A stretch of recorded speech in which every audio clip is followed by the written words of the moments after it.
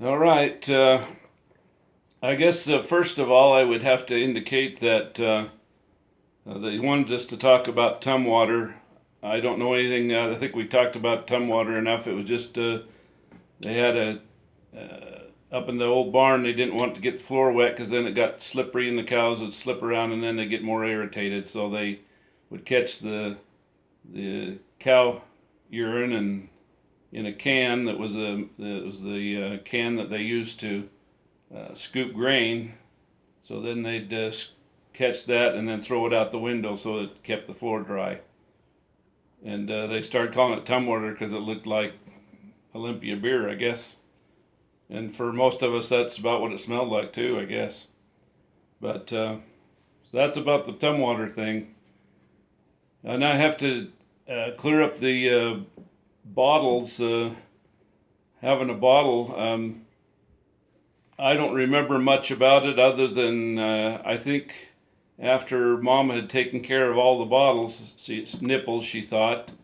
I can remember one time we were home for, she had probably gone to sacrament meeting. He'd stayed home with the kids, and um, she, he's, we were trying to get something to eat or to drink, I guess, with our popcorn, and he said Kool-Aid probably, and he says, "Do you want it in a bottle?" And I thought, maybe. I don't. I guess. And so he started looking for a bottle, and he couldn't find a bottle with a nipple on it. And he finally found a nipple, and up. I remember him looking up in the cupboard, and when he finally found it, he put the stuff in the bottle, and I think I finally just gave it up. That nipple was hard and hadn't been used, and it was. I just remember I didn't care for it anymore. So, but I must have been off of it for a while, but he didn't know the difference.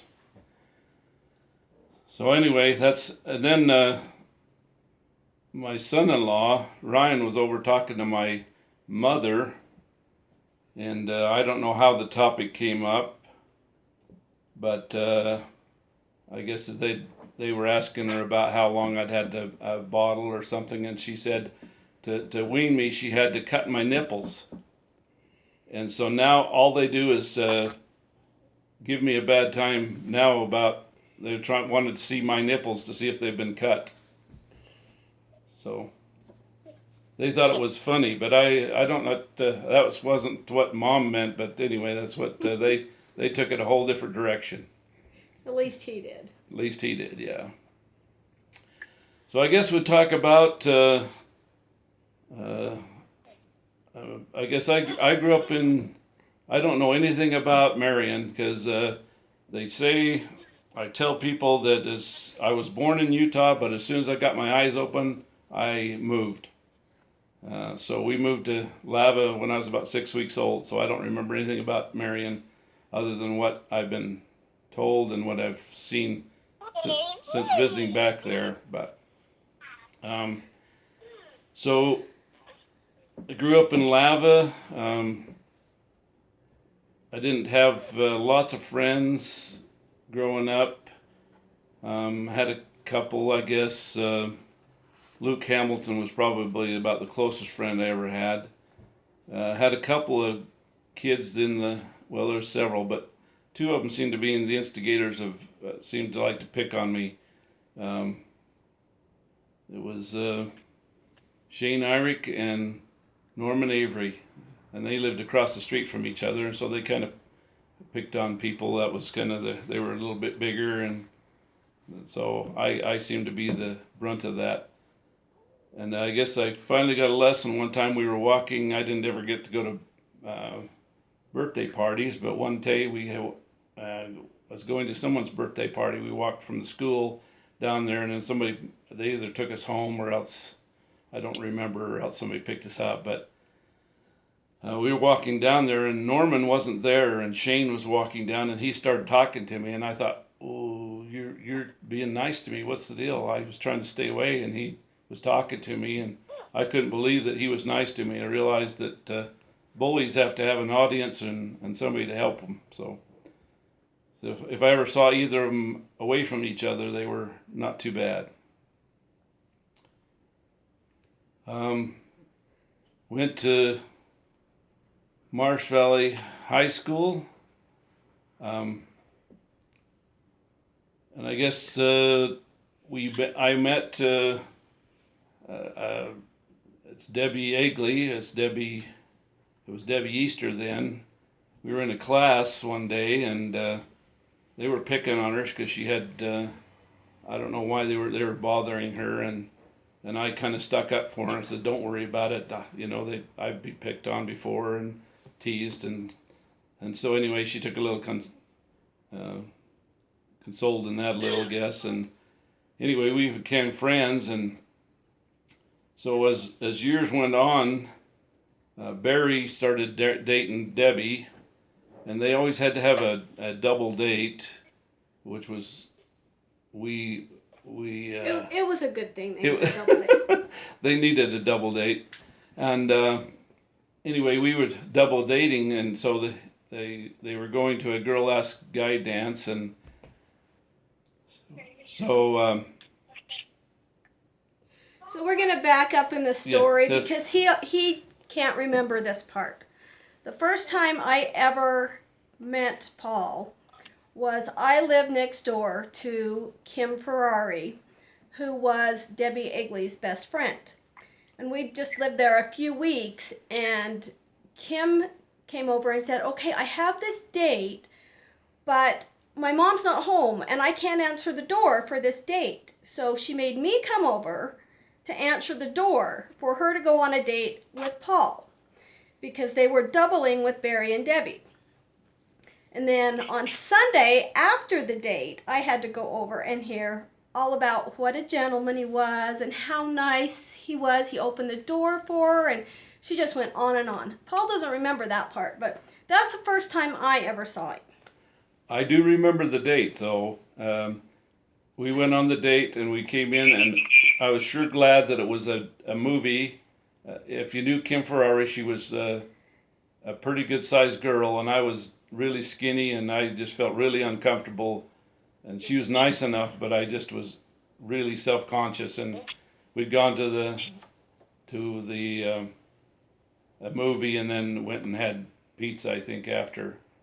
And but that's what I remember of that date. And I told Barry and Debbie after that, I said, if we're gonna double date, I don't want to go with Kim Ferrari all the time. And anyway, so they stepped in and decided they would take care of that, and so I didn't have to. So then, before the girl ask guy dances at school, Debbie would always come to me and say, "Sandy, Paul needs a date, and Kim's going to ask him, but he doesn't want to go with Kim, so you need to hurry and ask him so we can double before Kim asks him. But don't tell Kim that I said that, because, well, I guess back to begin with, when Kim first introduced me to Debbie, she said, "Okay, she's my best friend. You can be her friend too, but make sure that you don't take away my best friend." And I don't feel like I took away her best friend, but Debbie kind of always watched out for Paul and made sure that I would ask him to the girl ask guy dances instead of Kim. So that's the only school dances we went to, is the ones that Sandy would ask me to. And then we had stake dances. We always went to the stake dances, and I would dance with everyone else. And I don't remember her at those until we had dated.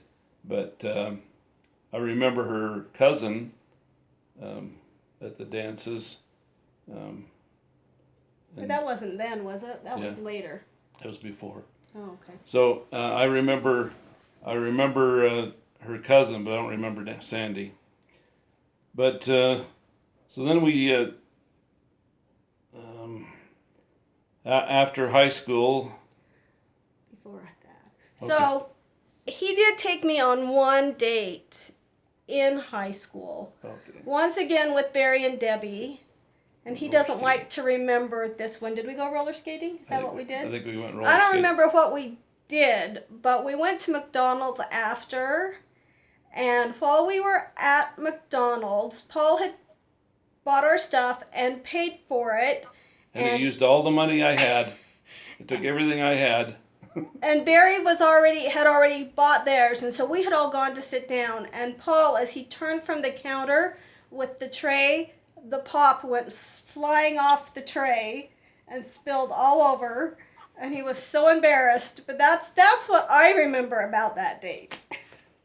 I just remember being humiliated and then thinking I don't have enough money to buy another drink, and um, and then looking, and the people there were very good. They said, "Oh, we'll take care of it." They come out and cleaned it up and gave me another drink, and and then I went back to the table. I'm sure I was really red and embarrassed, and Debbie and Sandy and especially Barry. Barry was just laughing. They thought that was the funniest thing, and so that's kind of been a memorable experience, I guess. But then I went off to college, to Rick's College, for a semester, and I think we didn't see each other until I came home after college to a stake dance. So it was the seminary Christmas dance, is what it was. And I had gone with a group of friends and didn't expect to see him there. Anyway, we got there and we started to dance, and I danced with her, and I had taken a dance class at Rick's, so I was teaching her some dances, and she caught on really fast, fast learner, and I think we danced most of that night.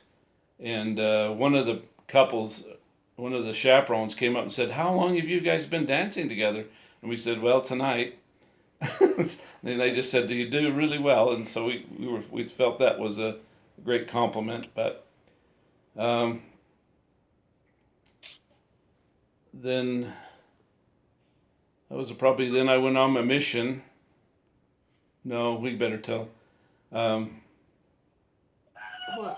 Yeah, then I went on my mission, and she wrote to me. I had a few other girls that were writing to me, but none of them that I'd really known before. I'd written to some girlfriends of some of the missionary companions, and I'd met one other girl when I was up at Rick's that I was writing to, but they pretty much died off. But Sandy always wrote to me. It was just friends. Just they were pretty. There was no. I was never going to marry him. I would write him, every month or 6 weeks just because we were friends and I thought he needed the support. And I remember that first Christmas he was on his mission, my mom decided, since I was writing to him, that I needed to send him a Christmas present.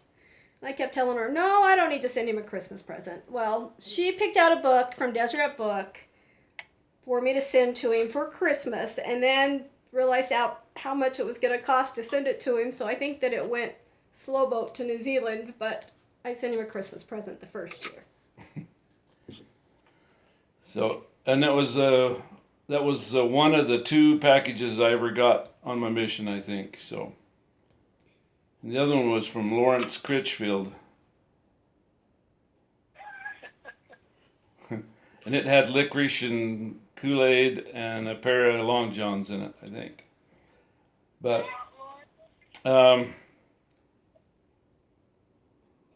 when I got back from my mission, we went to. Well, so I was at the Institute, and the 6 months before he got home, I dated more than I had dated my whole dating career. And Craig Monson was dating my roommate, and he was in my ward at the Institute. And he came up to me on a Sunday afternoon and said, "Are you going to the airport?" And I said, "Why would I go to the airport? What's at the airport?" And he said, "Well, Paul's coming home. Are you going to the airport?" And I said, "No, I'm not going to the airport." I didn't know anything about it. And the last letter that I had got from Paul, and he doesn't remember writing this, but the last letter... I do. Oh, now he does, but it took a while for me to remind him.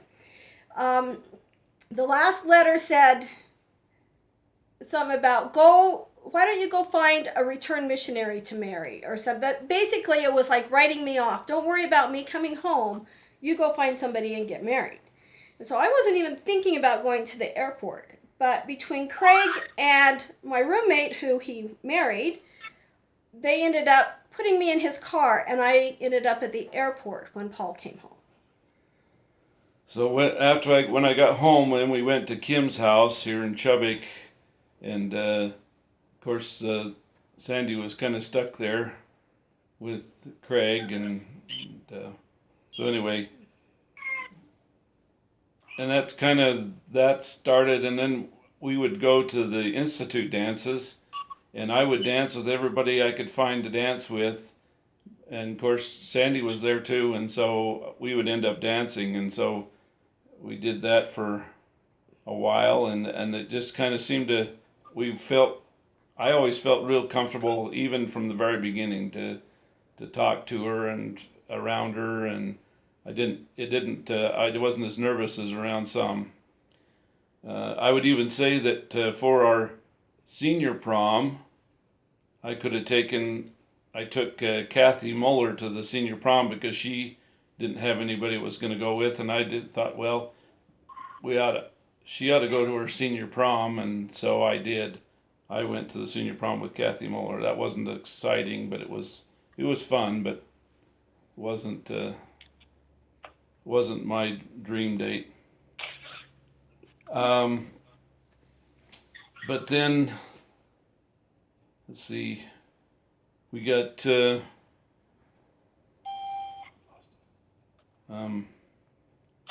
So when we'd go to the Institute dances, I was on dance team at the Institute. And so, of course, being on dance team, you always went to the Institute dances. And a lot of times he'd come in with Jim or somebody else. Yeah. And he might say hi, but he basically ignored me. But I knew that the last dance was always my dance because he would find me for the last dance at the Institute dance. And then I remember after we got engaged that Grandpa told me I couldn't marry Paul. I had to marry Jim because Jim wasn't married yet. And he caught her when we went down to Anita's wedding, temple wedding. Sandy went with me, and we went down, and she went to the visitor center, and we went into the temple. And that's when Grandpa caught her and told her that she ought to marry Jim instead. And I was young enough; I could find somebody else. Let me tell you what my dad told Bernie. He told Bernie that he couldn't marry Louise until Bernie married Edith first. So there's a pattern there. It sounds like. Yeah, and Sandy's mom's, when we got engaged, she told us that she knew all along that we were going to get married. So, and when I was getting her, I told my mom, I was talking to my mom, and I told her that we were engaged, and Mom said to me, she said, "You sure? I'm not sure she's good enough for you." And I said. And I didn't understand why, and she didn't explain. I just said, "Oh, I think she's fine." And anyway, but I would have to say that was the last time I ever heard anything that said she wasn't good enough, because she always was very complimentary of what a fine young lady Sandy was, and how good she was, and so I don't know what her thought was. I wish I knew exactly what that thought pattern was, as why. Whether it was she may have known Arlen and their family and how they were good people, but they weren't church going people, and maybe she didn't know what family she came from. I don't know, but I was interject. Have you ever met any parent whose fiance was good enough for their kid? Yeah, I've had quite a few of mine. I know what you're saying. Okay. So anyway, at the time we were dating, at the end of there, I was working. When I got back from my mission, I went to work for David Steed and Associates in Idaho Falls, and I would come home on the weekend, and so that's about the only time we ever saw each other.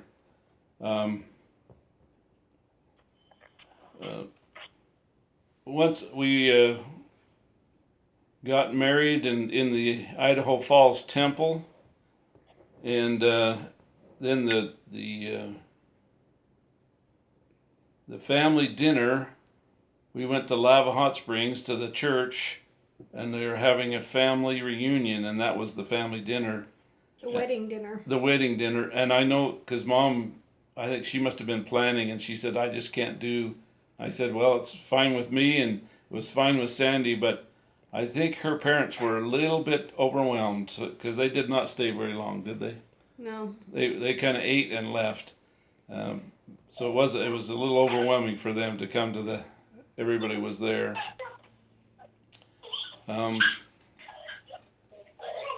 Our reception was in McCammon. We only had one reception. Menard Mangelson was our MC, and I don't remember much about the program other than I think we had a couple people sing, and of course Menard gave his jokes in there and did a good job. I was thankful for that. We had I had bought a little Toyota station wagon when I got back from my mission, and it was just it'd been out to Simplots and was covered with rust spots about as big around as oranges all over it, and they were not just rust; it was pretty deep rust, and so I had been working on the car, sanding it, and then I'd spray it with primer. So it was kind of a ugly green with gray primer all over it. And when I was working in Idaho Falls, the guys up there I was working with said, if you'll get that ready, we'll spray it for you. We'll do that for your wedding present. And so about 4 days probably before our wedding, we pulled that into I bought the paint and took it in there, and we'd masked it up, and they spray painted that in the tractor spray bay, and they had told me that I was putting a metallic green on it, and they said, well, we'll just put John Deere green on it for free. And I said, well, I don't know that I just want John Deere green, but this other was pretty close to that color. It was a little of course it had some metal flake in it, looked a little nicer. But so when we got to the wedding reception after that, I thought I don't want to take my brand new paint job over there for them to decorate. So we took Sandy's little Pinto over there, and that's what we drove over to the church. So when we got done and they decorated the car up, when we left the reception, we drove over to her parents' house, parked the car, climbed in my car, and we left. And we left that car all decorated up, and so her parents made her brothers clean it up. So by the time we got back from our honeymoon, the car was all cleaned up and ready to go. But with the pock marks on it, my roommates had dubbed it Acne Queen, and it stuck for years. They called it Acne Queen. So, but we went on our honeymoon, and one thing that Ken, our bishop, had told us is, I asked him what I should do for my honeymoon, and he said, well, I would suggest that you never have to be, don't have it scheduled out so you have to be anywhere at a certain time, because it'll probably be the only time you ever do that, or for a long time. And I thought, okay, well, I didn't know what we were going to do, but we got home and slept at, we thought, well, where are we going to go? I didn't have much money, but we thought, well, nobody knows where we're going.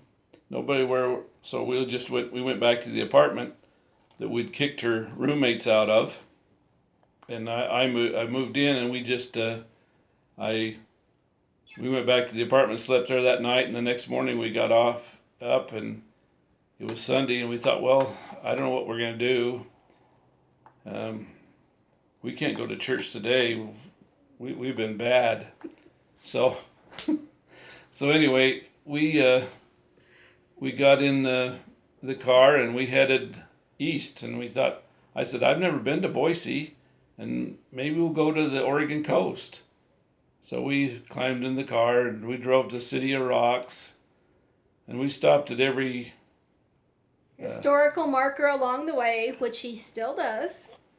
and so we got to City of Rocks. I'd never been to City of Rocks before. We stopped at and I think we slept at City of Rocks that night. And then we went on to Shoshone Falls, and we went to the ice caves, and we went to. We finally, I think it was 2 days that we got to Boise. And then we got thinking, oh, it's quite a ways to the coast. I don't know if we want to go that way. And Sandy said, well, I really want to go back to Virginia City. When she was living in Montana, they'd gone to Virginia City, and she said, I'd like to go there. So we headed back the other way, and I think we stopped and stayed the night in Burley in a motel. And the rest of the time we'd been sleeping in the back of that station wagon in a sleeping bag. But we stayed in a motel, I think, in Burley, and then we drove and saw Craters of the Moon. I'd never been there before. And had you? I don't remember. So I don't think we either had been to Craters of the Moon. We spent some time there and then went on. We got to Island Park and it was getting dark, and we didn't know where we were at. I'd never been there, and so we kind of pulled off the road onto a little dirt road and parked and slept in Island Park in the back of the car. And then the next day we went on. To Virginia City. Did we?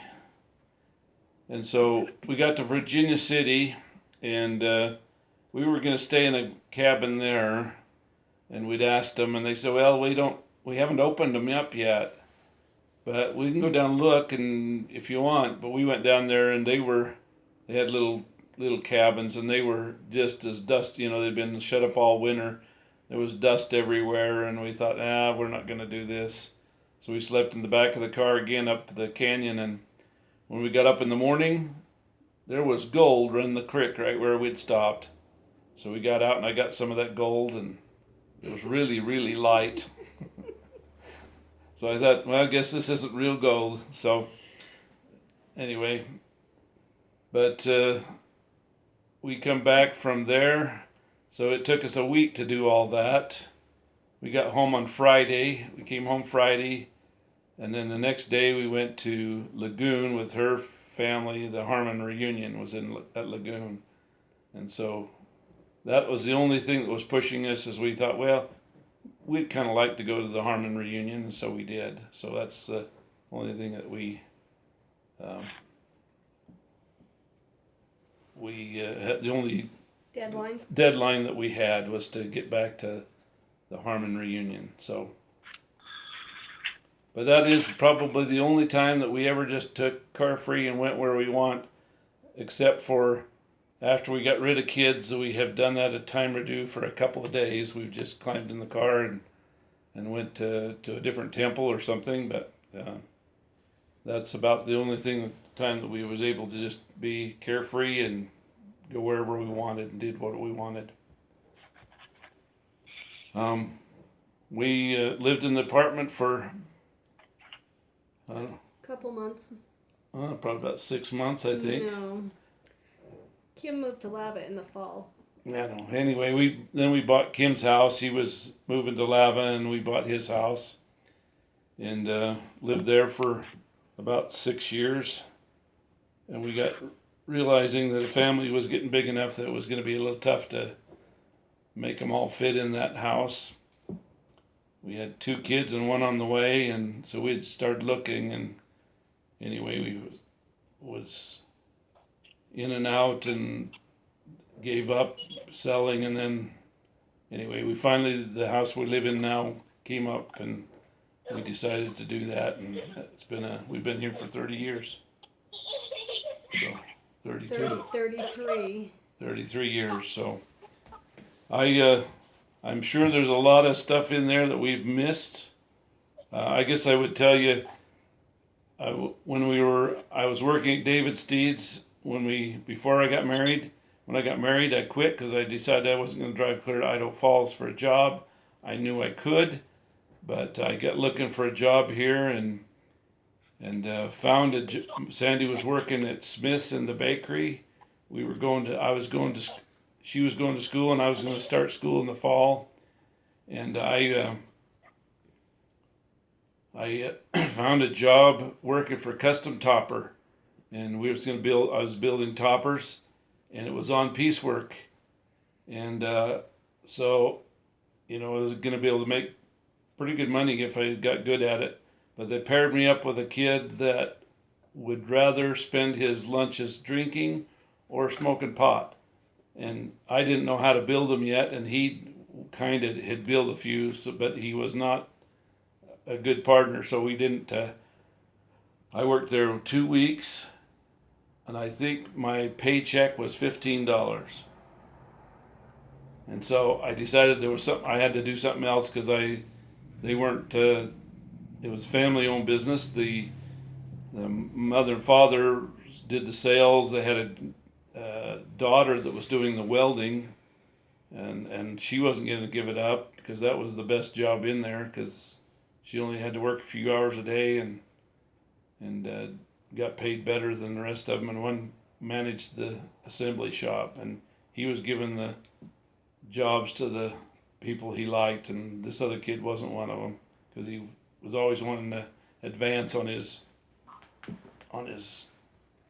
paycheck. So anyway, once we got I found a job at Parrish's, and I worked there for probably about a year, and one of the manager there said, "Hey, we're not paying you what you need to be making to raise a family." And I said, "Well, I'm going to school, and my wife's going to school, and we're getting by." But so anyway, I kind of took that he was, and then he said, "You're not very fast on the cash register either." And I thought, this is the guy that's the hunt and peck on the cash register, and nobody wanted to go through his. If he was checking on one of the lanes, nobody wanted to go through his because all he'd do is talk. And anyway, so I thought, well, they're not wanting me to work here, so I found a job at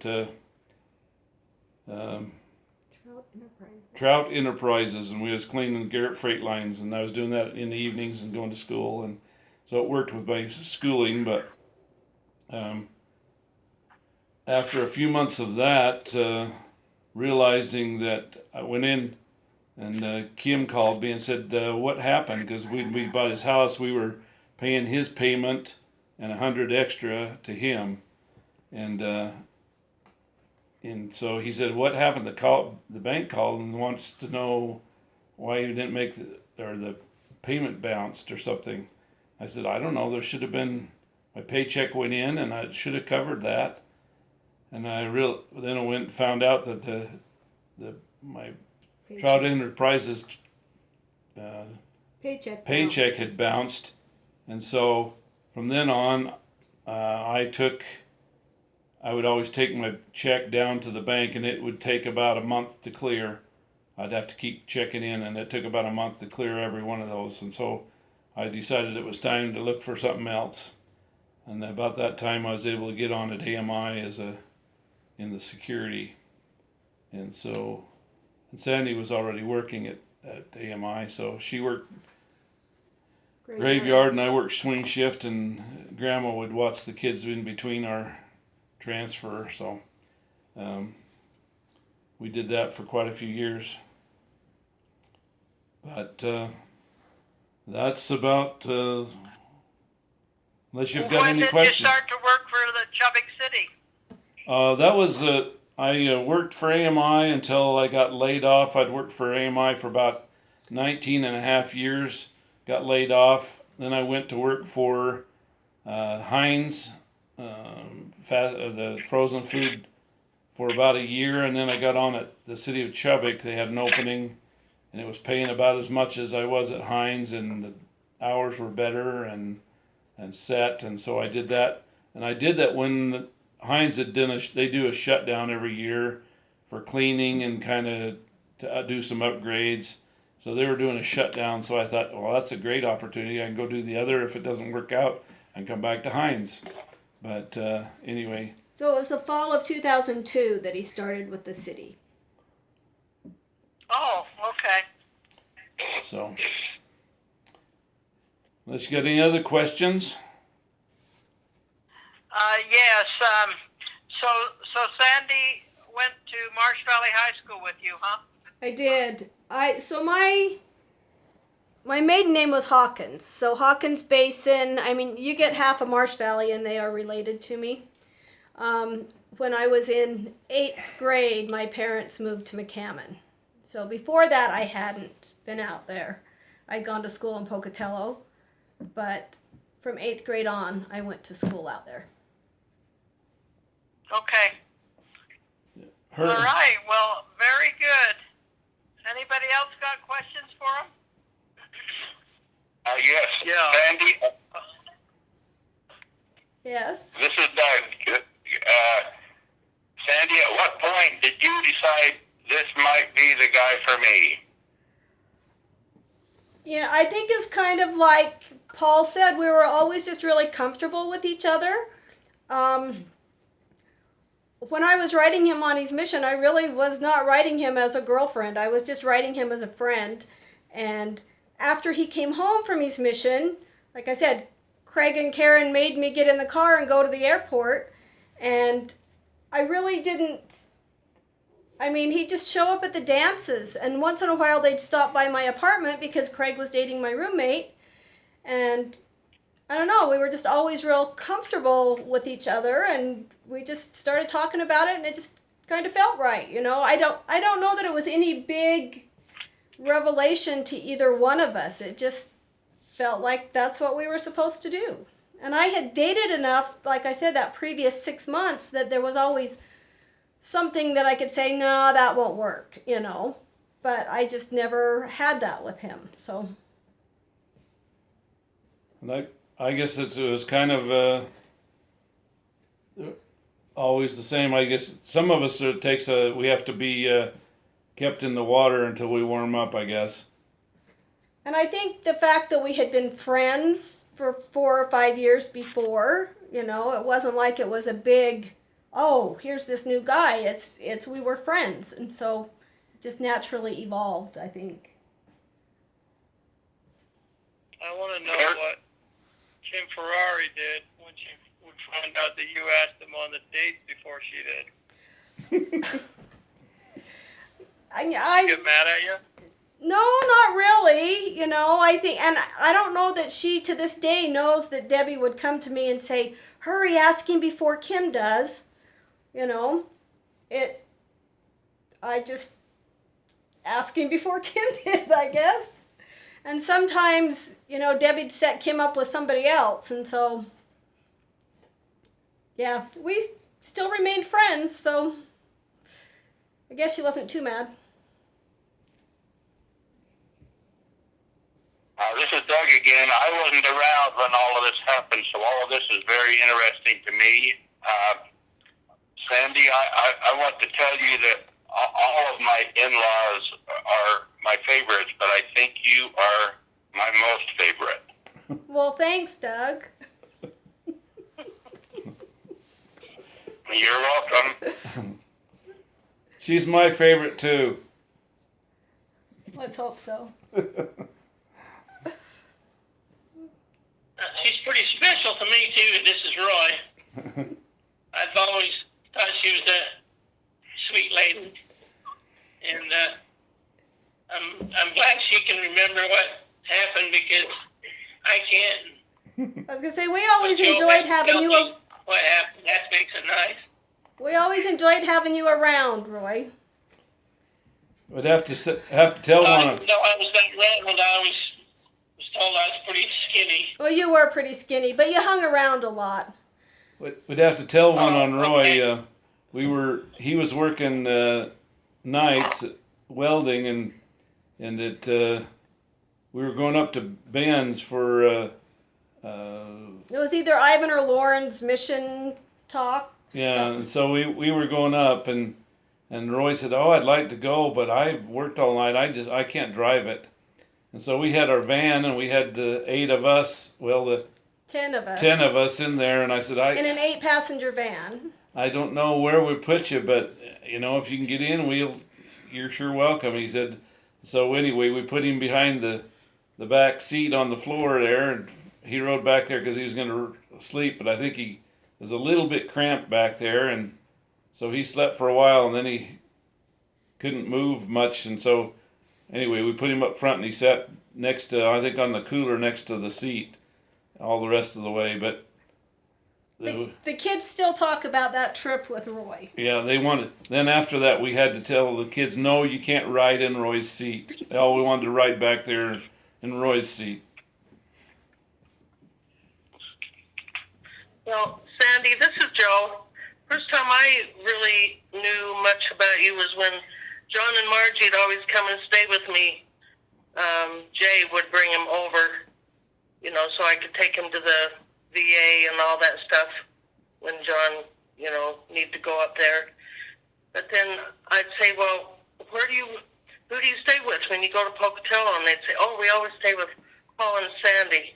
And I thought, well, that was pretty neat that they felt comfortable doing that. Marge just always talked really highly of you.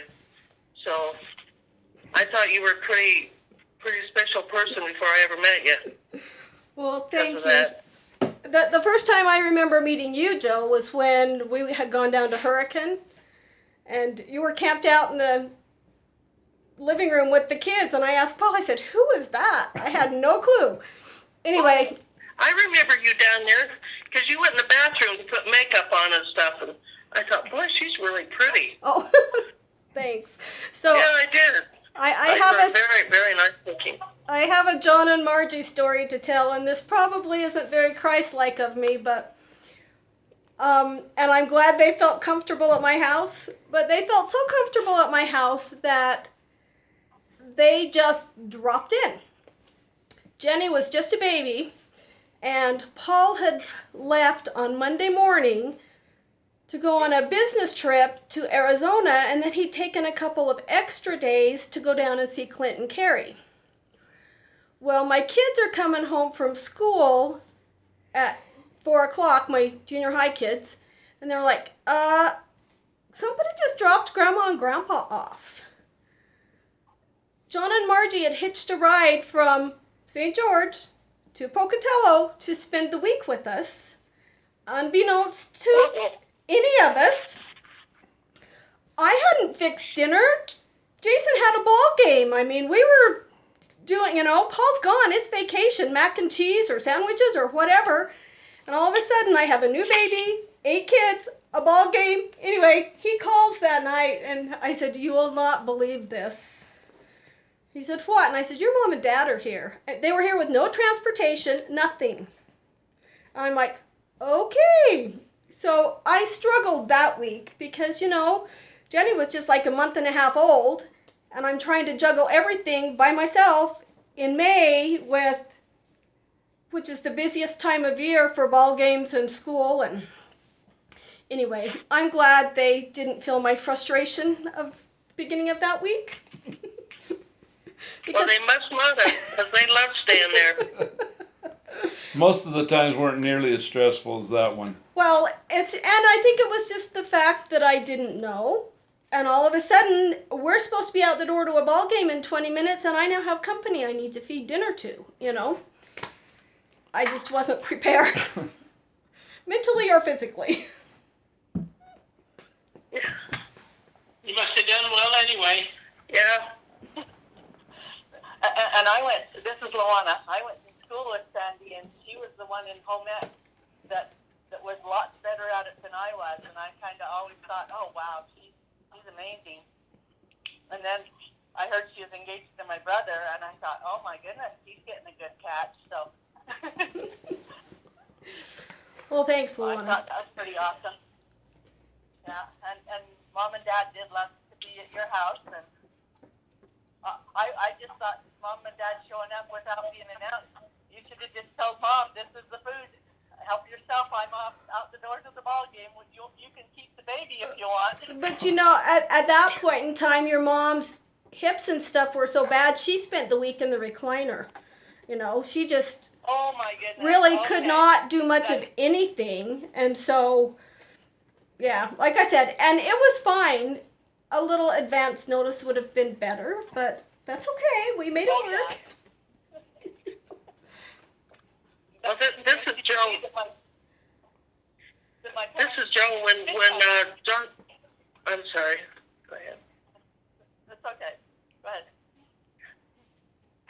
Oh, anyway, when John and Margie called and wanted to come and stay with me, to go up to the VA appointments and stuff, I told my husband Doug at the time. He says, "Well, who are they?" And I said, "Well, they're like my parents, and they always have been." So he says, "Well, nobody's going to stay here." And I says, "Well, then you can go stay somewhere else because they're going to stay here." I says, "We have plenty of room." And so he was really pretty good about it once I, said they're more important. To me, they were. And so he never did say much after that. And Jay brought him over quite a few times. And I remember seeing Jay. I hadn't seen him since he was really young, and it was like, because of his hairdos and all that, and I was like, oh, wow. That's strange to see an Andrus like that.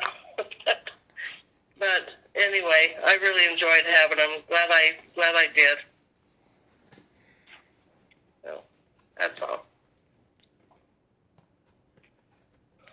All right. Anybody else have any questions for Paul and Sandy?